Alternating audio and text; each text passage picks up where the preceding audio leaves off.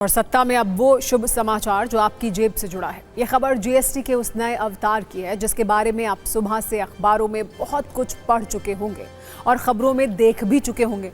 पर अब सत्ता में हम इस पर सवाल जवाब वाली एक ऐसी कुंजी खोलेंगे जिसमें सारे कंफ्यूजन खत्म करने की गारंटी है। सरकार ने जीएसटी के 2 स्लैब खत्म कर दिए हैं। इससे जरूरत की चीजों के साथ कार, बाइक से टीवी, एसी तक सस्ते हो जाएंगे।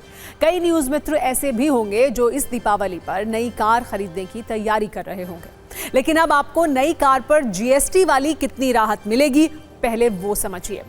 पहला सवाल, किन कारों पर अब 28 नहीं बल्कि सिर्फ 18% जीएसटी लगेगा? तो जवाब है छोटी और वो सामान्य कार जिनका इस्तेमाल मिडिल क्लास करती है, जिनकी लंबाई 4 मीटर से कम हो, पेट्रोल सीएनजी सेगमेंट में जिसकी इंजन की 1200 सीसी तक की क्षमता हो और डीजल के सेगमेंट में जिसके इंजन की क्षमता 1500 सीसी तक हो। वो सभी कार 18% जीएसटी के दायरे में आएंगी। वैसे कारों पर जीएसटी सिर्फ कम ही नहीं हुआ है, जबकि लग्जरी कारों और एसयूवी पर जीएसटी बढ़ा भी है। वो कौन सी कारें हैं ये नोट कीजिएगा। जिन गाड़ियों की लंबाई 4 मीटर से ज्यादा है, जिनकी इंजन की क्षमता 1500 सीसी से अधिक है और जिनका ग्राउंड क्लियरेंस 170 मिलीमीटर से ज्यादा है, उन पर 40% का जीएसटी लगेगा। वैसे इसमें भी आपका फायदा है क्योंकि पहले ऐसी कारों पर 28% के जीएसटी के साथ 15 से 20% तक का सेस भी लगता था, जो 45 से भी ज्यादा हो जाता था। लेकिन अब ऐसी कारों पर सिर्फ 40% का जीएसटी लगेगा, कोई सेस नहीं होगा। कई न्यूज मित्रों के मन में इलेक्ट्रिक वाहनों को लेकर भी सवाल होगा कि अब ईवी पर कितना जीएसटी लगेगा, तो इसका भी जवाब आप नोट कर लीजिए। सरकार ने साफ कर दिया है कि ईवी कोई भी हो, जीएसटी पहले की तरह 5% ही रहेगा।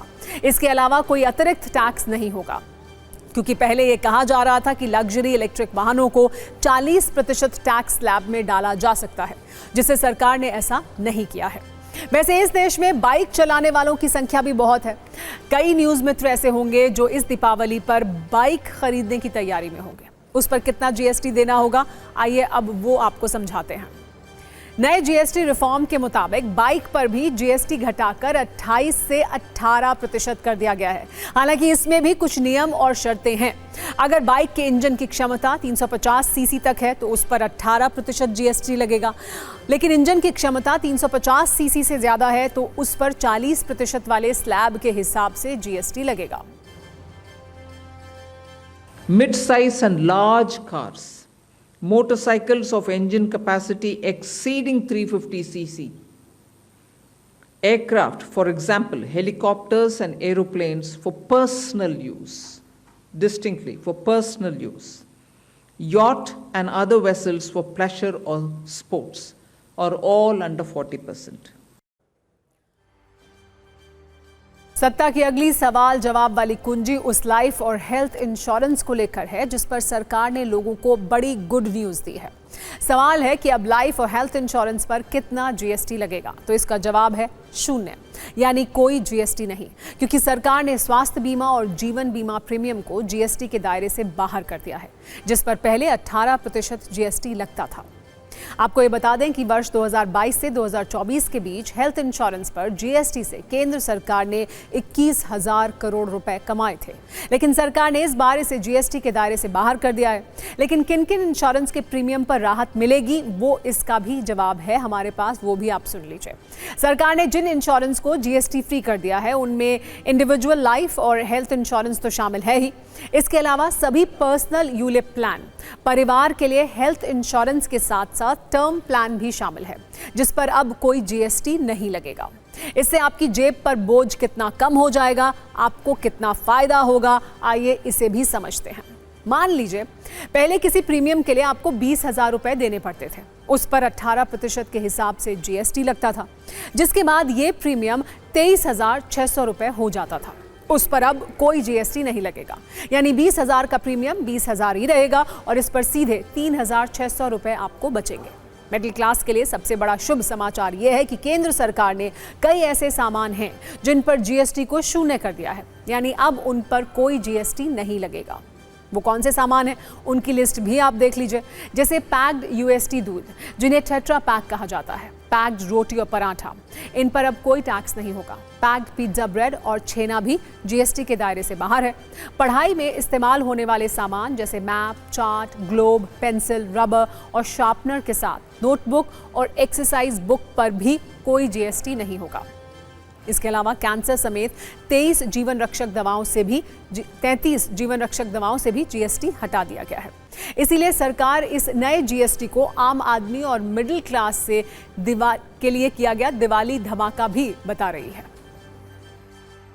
साथियों, इस दिवाली में आपकी डबल दिवाली का काम मैं करने वाला हूं। इस दिवाली में आपको एक बहुत बड़ा तोहफा देशवासियों को मिलने वाला है। हम नेक्स्ट जनरेशन जीएसटी रिफॉर्म्स लेकर के आ रहे हैं। ये दिवाली के अंदर आपके लिए तोहफा बन जाएंगे। सामान्य मानवीय की जरूरतों के टैक्स भारी मात्रा में कम कर दिए जाएंगे। बहुत बड़ी सुविधा बढ़ेगी। हमारे एमएसएमई, हमारे लघु उद्यमी, इनको बहुत बड़ा लाभ मिलेगा।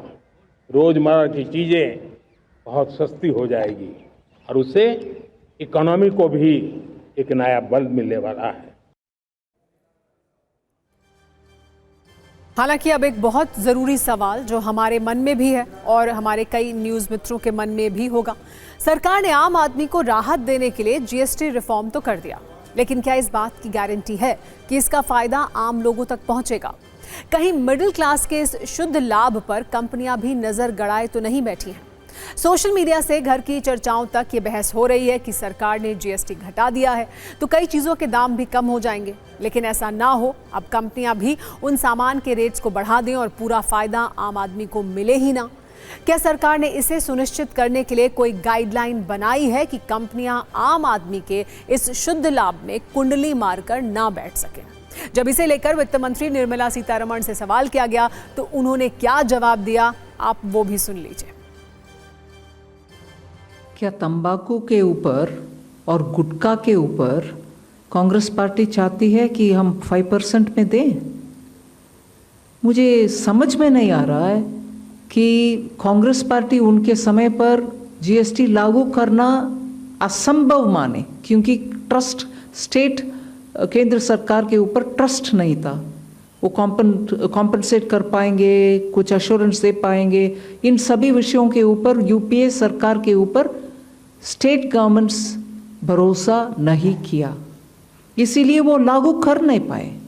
हम मोदी जी के नेतृत्व में लागू भी किया और सेकेंड जनरेशन रिफॉर्म्स भी कर रहे हैं, जिससे जनता को राहत मिले उनका डे टू डे आइटम्स के ऊपर, और एमएसएमई और लेबर इंटेंसिव यूनिट्स को भी राहत मिले, जिससे वो ईसी कंप्लायंस भी होगा, रेट भी कम होगा।